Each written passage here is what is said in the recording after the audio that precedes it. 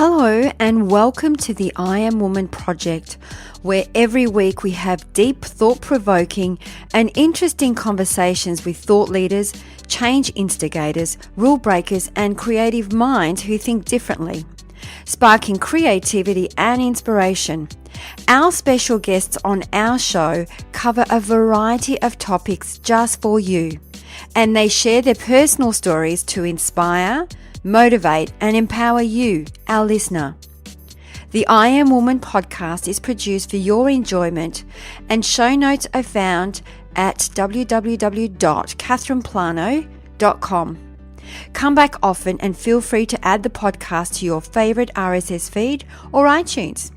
All links are in the show notes. Now let's get into the show.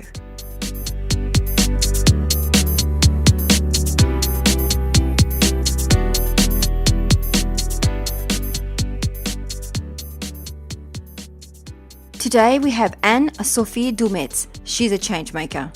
After leaving a pretty on paper communications career, Anne-Sophie founded She's a Changemaker, which is a platform and community for female entrepreneurs who feel called to change the world doing their soul's work. Since then, she's worked as a visibility strategist, message maven, and professional BS layer, helping hundreds of women tap into their power of their own story and voice to create a message that connects with their destined clients so that they can spread love, make sales, and change lives in a major way. If you are a woman entrepreneur who is ready to become unignorable to yourself and to the people whose life they're meant to change, you will absolutely love Anne-Sophie's passion in guiding leaders to infuse more love and less fear in their message, marketing methods, and help see change one word and one choice at a time. So sit back and tune into the show.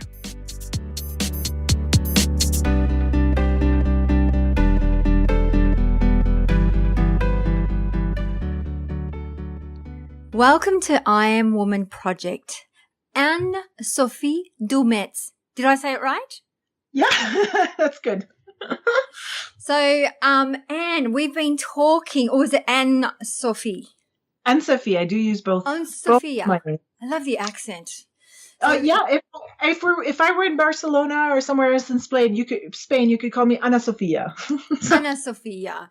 So for the listeners, we were just having a bit of a French conversation. We just found out we both speak French, so it was nice to have a bit of a little chat in French. Yeah. So Anne-Sophie, we were having a bit of a conversation and I mentioned we should start recording because we're going to sit here and have an amazing conversation. As I can see, we have a lot in common. So your company, She's a Changemaker. Would you like to tell a little bit about yourself so that our listeners get to know the type of woman that you are? Sure. Yeah. So I work with women who really feel called to become change makers. Probably women who used to be little girls and thought they wanted to change their world in some capacity and have grown up to do amazing things, but maybe haven't quite done it. So it's that stepping into the version of yourself who is meant to become unignorable to who you are and who you're meant to be, but also to the people whose life you're meant to change. So yeah, a big focus of the work around being a change maker is about awakening the person that really is in your life already, the change maker, but hasn't fully been embodied yet. But it happens by getting clear on what are the stories and the words you need to put together to share with that tribe of awesome people whose life you are meant to change. So it really is about simplifying what your business can look like, simplifying the messages, and taking a true stand for that thing that you're meant to be known for, but have maybe danced around until now. Yeah, and before we actually came on the show, you were showing me your beautiful crystal grid and we were having a conversation about SisterMind for women entrepreneurs. Do you want to tell us a little bit about that too? Yeah, absolutely. So the She's a Changemaker SisterMind is an experiential 9-month program that's designed for the woman who has danced around her purpose and her truth. And she's probably has version 1, maybe 2 of a business and hasn't quite done it. Like something is still not quite landing and jiving. So the SisterMind's designed, like, it is like a mastermind program, but for 12 women. And a big focus of it is to have the women learn to feel safe, being seen and heard authentically as who they are, being able to kind of go off script as well. So not only is about being clear on who you are and your message and your, what you're meant to do in this world, but it's becoming unapologetically clear and when talking about it, so that if you happen to be on the subway sitting next to your idol who might give you an opportunity, you feel comfortable talking about what you do. You're not, feeling like an imposter. So the program is designed to have like a group experience of stepping through the different phases that I've identified that need to happen, need to be in place to awaken the change maker within. While, focusing on, again, like the communication skills, the messaging, developing your skills and talents to just express yourself freely without feeling like your message needs to be boxed in by any kind of blueprint or template. So it's about that sense of true freedom, of trusting what's in your heart, trusting what's also in your mind and your wisdom, and really feeling competent, clear in the way that you're able to communicate it, and completely honest and truthful, feeling at home with your words, with yourself, and knowing that your words have the power to change your world, both your inner world, your beliefs, your thoughts, but also the work that you do and its power and the message and impact it can really have in the world. I love what you were sharing with me, the crystal grid, and I love the fact you're manifesting these 12 women and you have a very clear vision. I'm just curious to what kind of crystals have you got on your grid, and how are you connecting the crystal with each woman that you've already manifested in your mind? Oh, that's a cool question. So for the listeners, what I did is I created what's called a crystal grid. So essentially there's this sacred geometry shape that I took, and it's like the flower of life kind of shape, for those of you who are familiar with it. And I went to this amazing store that has stones and crystal and really just walked around and, went to what felt like the stones that felt they were pulling me in, just held them, touched them, and chose the ones that were calling me. So in terms of what kind of crystals I have on there, to be honest, I don't even know. I just have the ones that felt right. And then in my office, I have this cute little meditation space with some stones and crystals and candles. I have a guitar there and all kinds of cute things. And so when I created the crystal grid, I sat there and really just took some time connecting with each and every single one of the stones, but really with the intention that each stone was calling in the energy of the women who are meant to be part of this journey and experience. And so with each one of those, I received just really short sentences, just a few words that felt like they were meant for this woman. And there's some very different kind of vibes for the women there, but ultimately they share this common destiny, this common vision of becoming a change maker fully in their own life without stopping. And they might all have slightly different starting points, but the ultimate journey is the same kind of destination. And, they're ready, like maybe they've had big visions, maybe they've known that they've had a big blue sky vision, but that vision that has also sometimes been the limit. It's been the fears, it's been the doubts. And so they're ready for like an even amplified, greater version of that vision. And I'm thinking of this quote, don't tell me that the sky's the limit when there are footprints on the moon. And they're ready to kind of aspire to even grow bigger into the person who's able to reach those kinds of goals and vision that are on the moon. So it requires different actions, different thinking. And for me in this case, activating the energy of a crystal grid and connecting in this magical way just felt right. It just felt like this is the energy and the vibe that this project requires me to step into, this level of trust. Wow, sounds amazing and very powerful. Just even looking at it was very powerful. So how did you know where to place the crystals? Because obviously the grid is like a shape of a flower. How did you know was it intuitively or? Yeah, totally intuitively. So I actually had a few different sacred geometry shapes that I had collected and printed out and thought, okay, well, I'm going to choose this one. I just kind of chose the right one.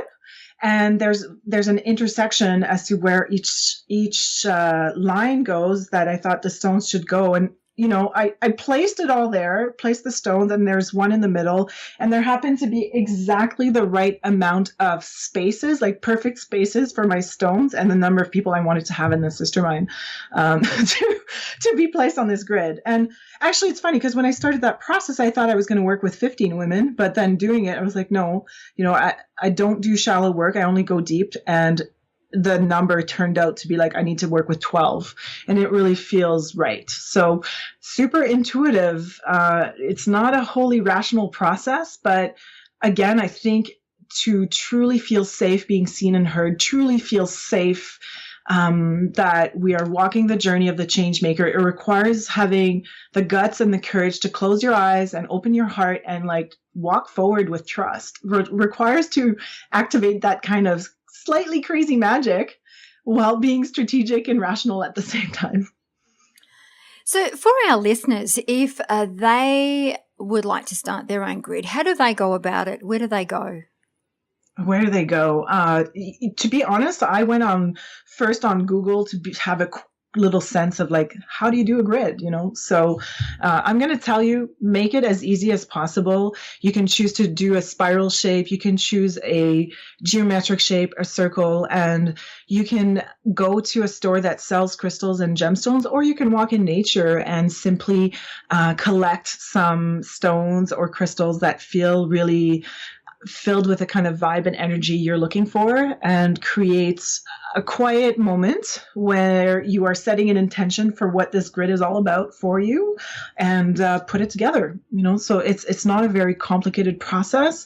The gutsy part requires like, are you going to trust yourself to be able to just play with life a little bit and with the universe in doing something like this? Oh, I just love it. Absolutely love it. So what drives you to do what you do? What drives me to do what I do?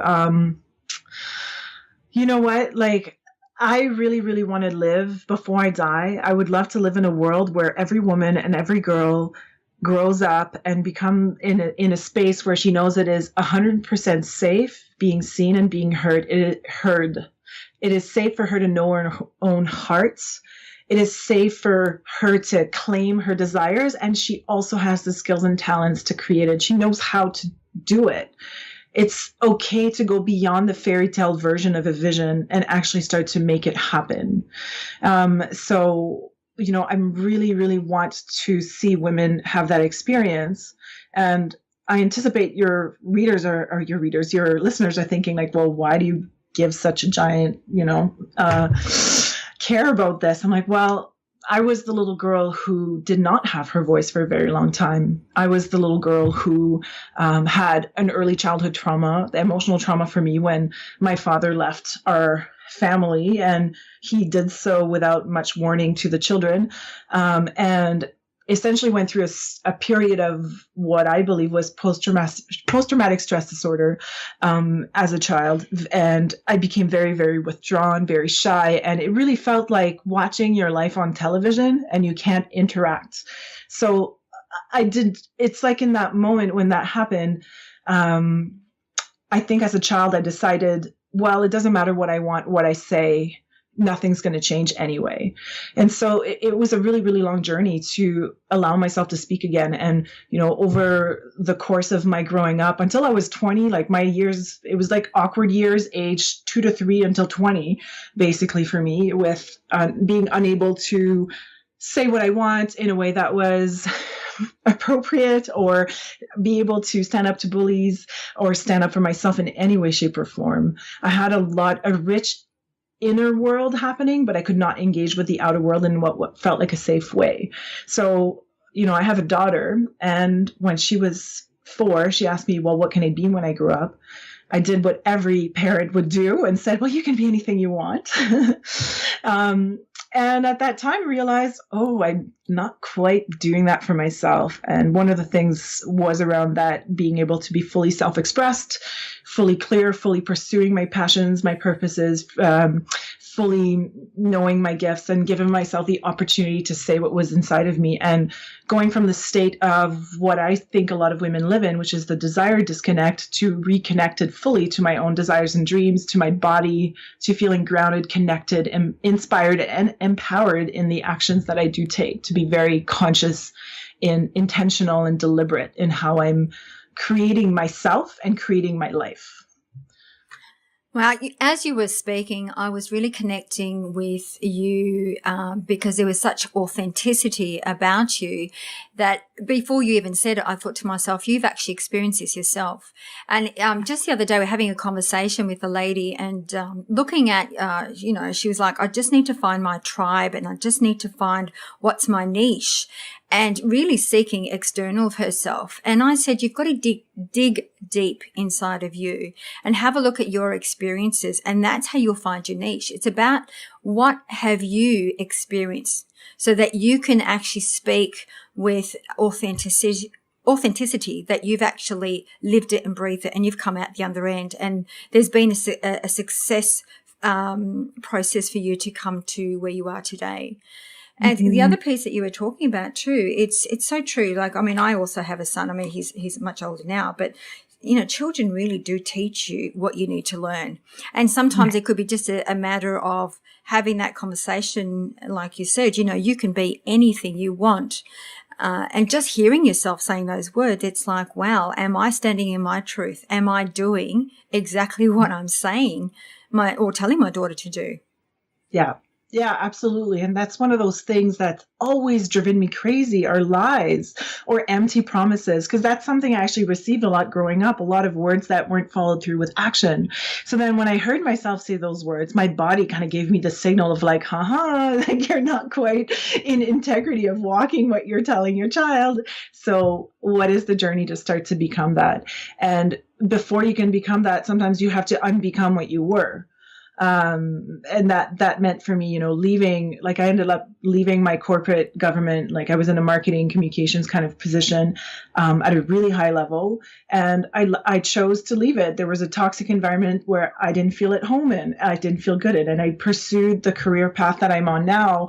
And with She's a Changemaker, what's been so interesting is that it has been about learning to no longer ignore who I am and who I'm meant to be. And that really came to head for me in summer of 2015 when, that's kind of funny I said that, because I had a concussion. I hit my head really hard one day.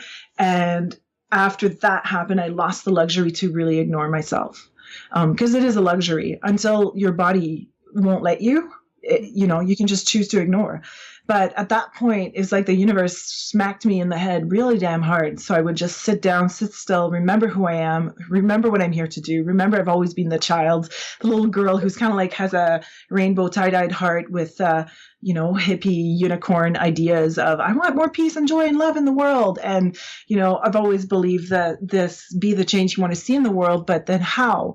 The how always was a stumbling block. And the answers come from, using the creativity and the communications and really knowing that your words actually truly can change your world if you learn to wield them powerfully, infuse them with love rather than fear, and actually change the person you are by unbecoming the fearful, afraid person, and rather becoming the person who is capable of creating her own change simply by choosing more deliberately the words that she's thinking, that she's communicating, and having the capacity to put the right words to the desires, feelings, and emotions so that they can be set in motion and into creation by doing the things that we're here to do.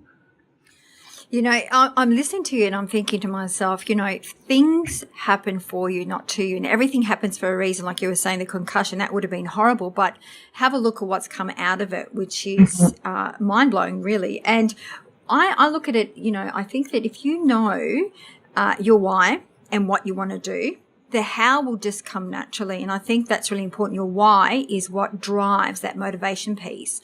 And it's what makes your heart sing. And then you know what it is. Like for yourself, you want to create a SisterMind for women entrepreneurs. You know, you've already got the why, you know what you want to achieve, the 12 women. The how will just happen naturally.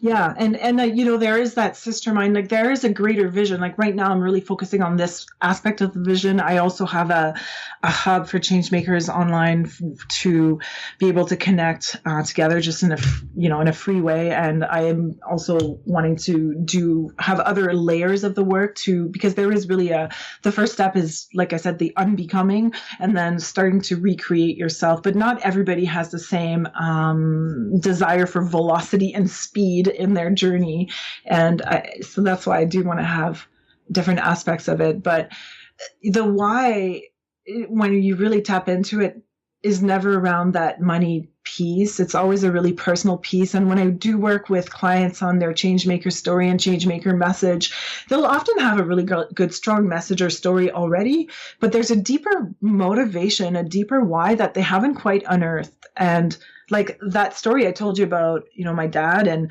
and losing him essentially when I was really small, it's also was the root of any self-confidence issues I had growing up. And I didn't know the full breadth and depth of that story and the impact until I investigated it, until I really found it. And for your listeners, I've had a healing conversation with my dad about this. I've cried about it with my father recently, where he, was able, because I decided to use my words to change the relationship I had with my dad and open up a conversation. We changed our relationship and we've healed what was to be able to move on. And change is always possible if you choose it. And for me, it was this ability, this decision. Okay, like I kind of had this motivation and why of like the kind of world I want my daughter to grow up in, but there was a really personal why in there too. And I think too many entrepreneurs are afraid to really find their own very, very personal why, that little root of motivation, which is really kind of like that spark that lights the fire. It's important to know it, and it sometimes is both. It's the motivation, the inspiration, but unless we know what it is, it can also be what becomes a block. It can become the spark to fears and doubt. And fears and doubt together, they're like a superhero and its sidekick. Like when they're together, they actually prevent a lot of momentum and action from happening. That's so true. Absolutely. And I always look at that, when I have the fear that comes up or the doubt that comes up, I really challenge it. I ask myself, where does this come from? And do I have any evidence of this fear and of this doubt? Because a lot of the times it's old thoughts or things that have, occurred in the past, or it could be about fear moving forward, a little bit of anxiety about the future. So it's really in our control as long as we allow it to come up and look at it, because I think that when emotions come up, we can't ignore them. And I think that's what we tend to do is, push through and suppress them and push them down, and they'll come out eventually. But when they do come up, it's about looking at them and really assessing, where does this come from? Yeah. And like making this one powerful decision. Are you willing to build yourself, your life, your business 100% based on love and 0% on fear? Which means, are you willing to love yourself enough to look at how you're feeling, to feel how you're feeling, to understand? Give yourself what you're asking for. And that's obviously the first thing that creates a little bit of fear to make that decision. No, it's true. And, I think so fear is not a bad thing. For me, I quite often say that when fear comes up, it's a good thing, because sometimes it's okay to be a little bit scared, especially when you're trying something completely new that you've never done before. And it can be a little bit scary, but it's when you walk through that fear and you've actually done it. And that's where the growth really starts taking place, is when you embrace it. And I always say fear is false evidence appearing real. It's not real. It's a figment of your imagination. So once you're able to just walk through it and be in that space and feel it, but do it anyway, because a lot of the times we allow that fear to be the block to stop us moving forward from the very thing that we want to do. However, when we've walked through, even something like public speaking, which is, the things that I do in my classes, public speaking's, one of the most scariest things up there with death. But the more you do it and the more that you face your fear, the more confident you become. And just to be able to speak and stand in your truth, you grow from it. And as you speak and share your story and teach others, it embeds the learning even more and you grow even more. So I think fear is okay to feel and it's okay to allow it to come up, but walk through it. Yeah. No, I agree. And it's really, really requires deciding to love yourself enough to feel it all. I had this moment in the last year. Like the last year has been crazy amount of bravery of feeling it all, the desires, the fears, and all that. But there was this one particular moment where I remember feeling like I had something to say, something to do, and some desires. And man, my body was hurting. And so I allowed myself to sit down at my little meditation table there. And I sat there, legs crossed, my fingers together, closed my eyes. And I'm like, all right, bring it on. Let me just feel all of this freaking feeling that I've been avoiding and resisting all of this time. And it was so intense and so powerful. It was like a floodgate of feeling hit my body. I literally fell back on the floor off my cushion, was like gasping for air from the intensity of that feeling. But in a few minutes, I couldn't tell you exactly how long it was, but let's say 10 to 15 minutes at the most, right? Oh, maybe less than that. It was over. It was done. There was this weird feeling of what happened there, but it was like walking through, it's like there's this massive tsunami size wave and the only way through is through. You have to dive right through it and it sucks for a little bit, but then you're on the other side. And that was a really profound experience of teaching myself that it is safe for me to feel whatever the hell I have to feel. And in fact, it's the only way through to wherever I want to go. So true. It's so true. As you're talking about it, I'm visualizing almost like a vortex, how we get caught up in that vortex. And, I think that it's about having, like you're saying, be in it, feel it, but you can actually walk through it as well to the other side, whatever the other side is for you. Yeah. And I like to call the bullshit vortex is what I like to call this vortex made of fear and doubt. That, when you get stuck in it, it's kind of like this rabbit hole that sucks away sometimes your mojo, your mind, your positive mindset or your actions. It might trigger, spending a lot of time being quote unquote visible online and being busy planning your next big whatever.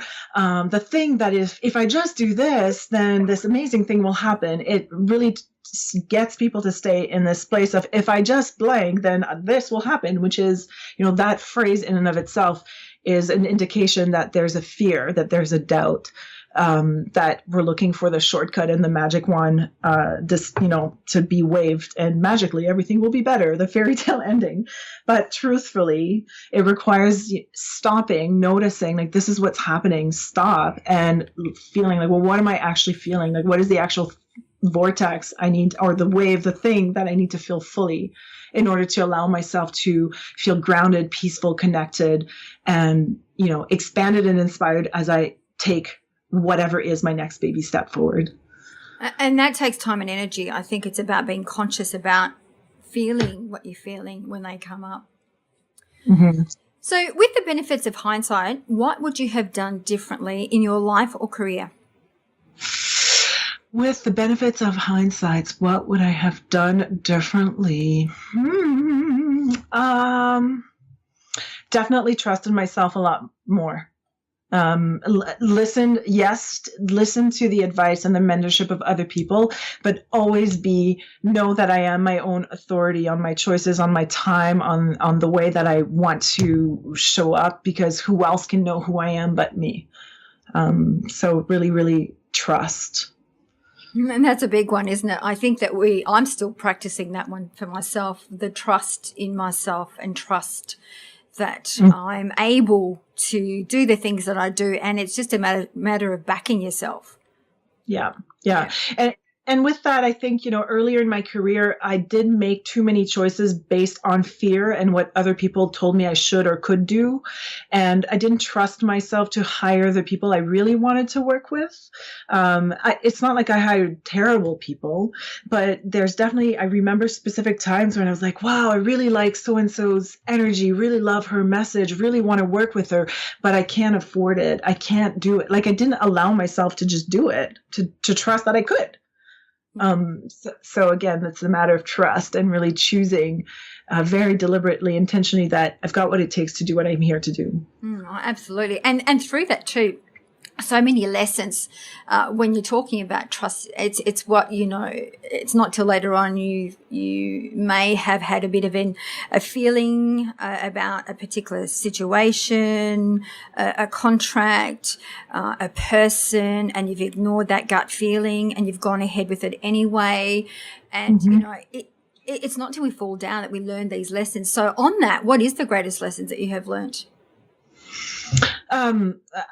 I said it earlier and I'll say it again, is really that your words can change your world. And, if I would say confidence is the missing currency that most women miss and keep them underheard, undervalued, underpaid. Well, your words, they're the secret asset that we all have that we can use to rewrite and rescript our own stories, our journeys, who we are, change our relationships, change everything in the world that we are in. Now, that's the greatest lesson, yes, but it doesn't end with journaling and being like, well, that's some beautiful words and closing the journal and taking no action. It really is about, also putting words out there that will inspire you and allow you to act upon the words to fulfill the promises of those newly spoken and birthed words.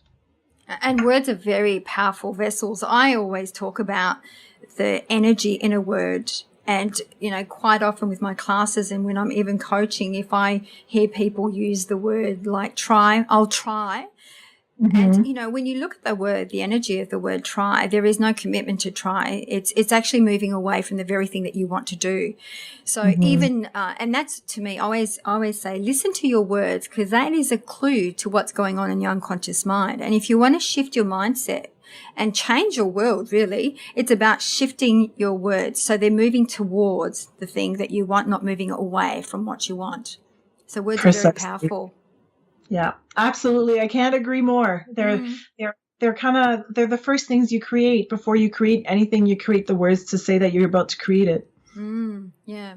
So do you have anything that keeps you up at night, or anything that you worry about, or you obviously have got lots of ideas?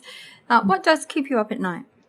Definitely the ideas. So I've been sometimes a lightning rod for inspiration and ideas, which is a gift and a curse, can be for many people. And so it is learning to, like, for example, last night I was up thinking about this massive project that's come up a few times, and I had like names and ideas and to-dos and blah, blah, blah, blah, blah, and I need to bring all these people together. And it's like my mind's going faster than my body can handle. And so it will be things like having the ability to capture those ideas that I receive, that I create in my head, and capture them in a way that I feel like I'm honoring them without throwing them away, but also being deliberate in terms of acting on them. And for anybody who's like me, who's listening and who has a lot of ideas, just remember this one thing. When the idea finds you, it doesn't mean that it's meant to be born like in the minute that it lands within you.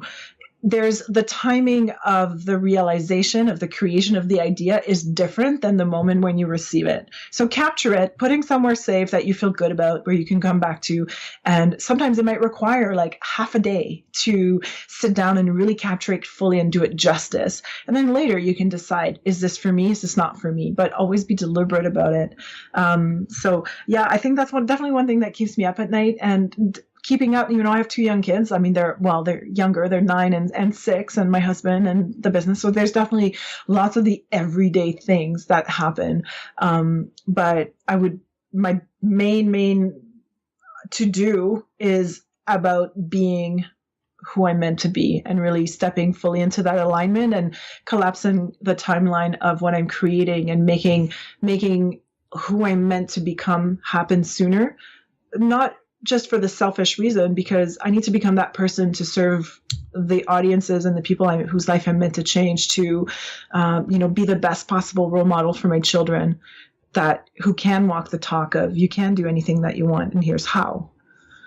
I love it, and I can relate to that. I'm one of those people too that I had millions of ideas that come through every day, and I actually have an ideas book, so I write them all down, and sometimes I revisit them. Sometimes they come to life. Sometimes they sit in my book for years. It's one of those things, because I really believe they come to you for a reason, and it could be as simple as you're going to write a blog about it, or you're going to add this piece in your book, or whatever that may be. So I capture them all because I think it's important to write them down, because I used to have them in my head, and that used to keep me up at night.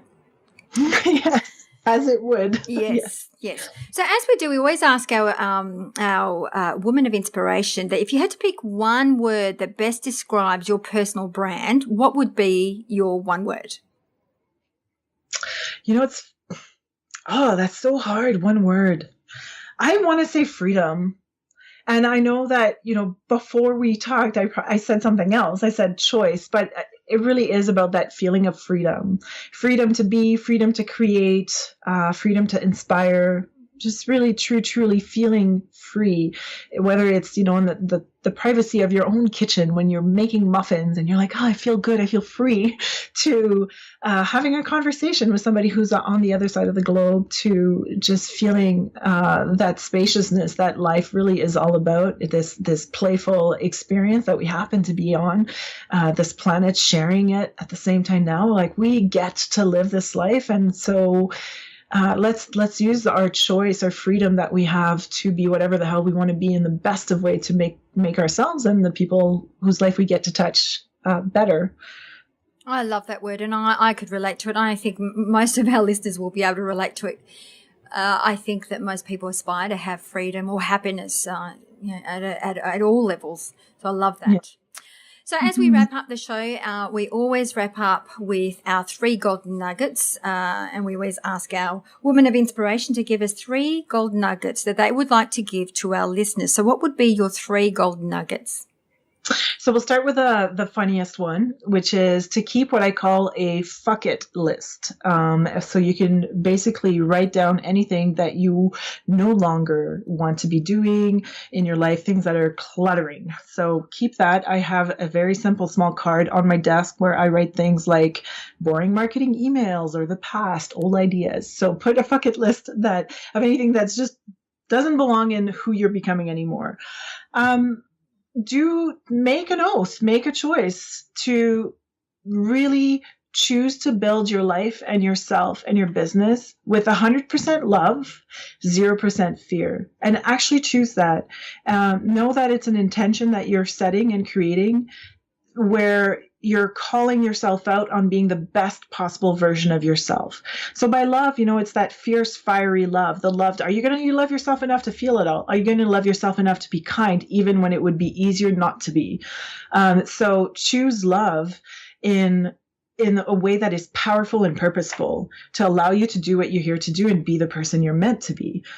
And lastly, your words can really change your world. So start to do what Catherine and I were talking about and start to really tune in to those words. Every time you speak something, think something, you're broadcasting something to yourself. Your words are the legacy that you are building for the person you're becoming.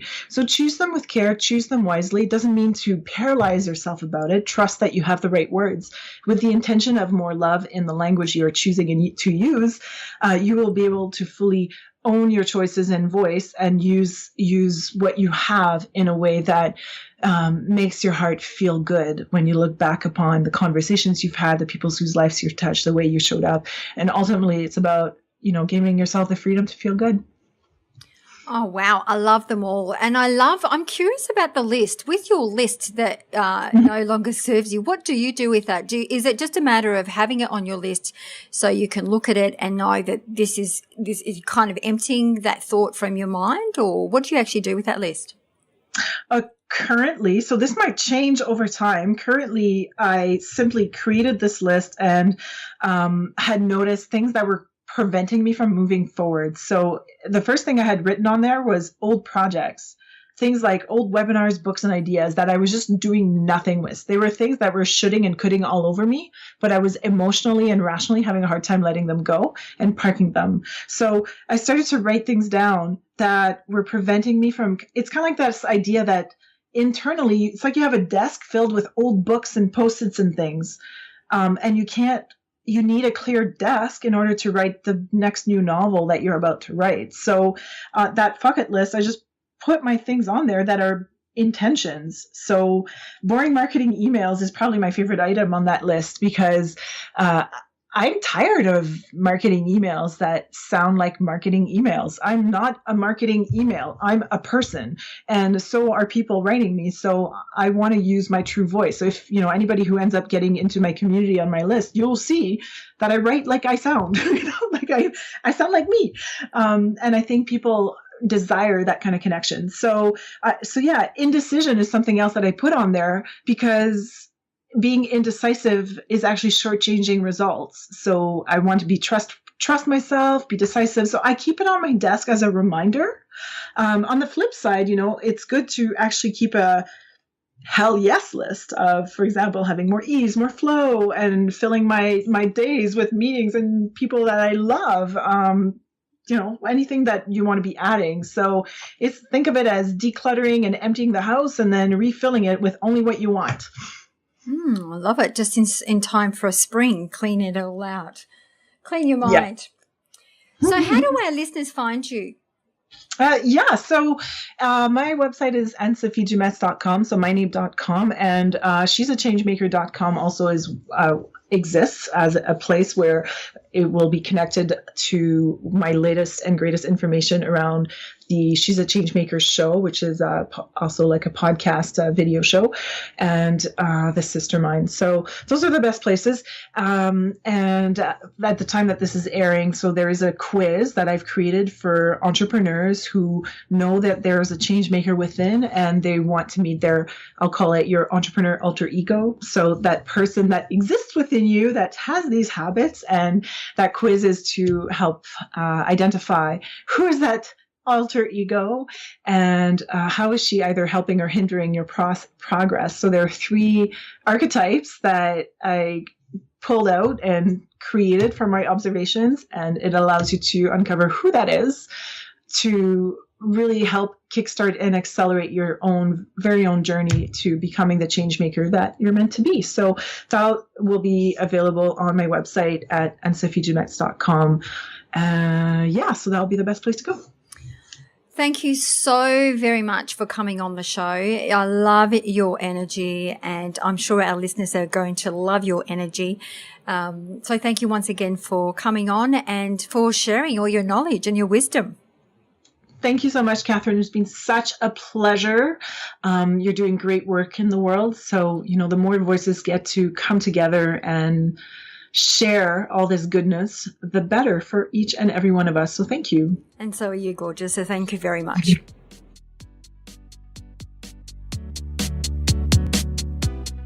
That brings us to the end of another episode. I hope you enjoyed the show, as it is my mission to reach out and inspire as many individuals like you. And one of the best ways to help us achieve this goal is by giving us a good review on iTunes. It's easy and it only takes about 10 seconds. If you have any questions or special guests that you would like to hear from, please send us an email to support@catherineplano.com.au and we will get right back to you. You can also follow us on Instagram, Twitter or Facebook at Catherine Plano. That's it for now. Thanks for listening. Until next week, please take care.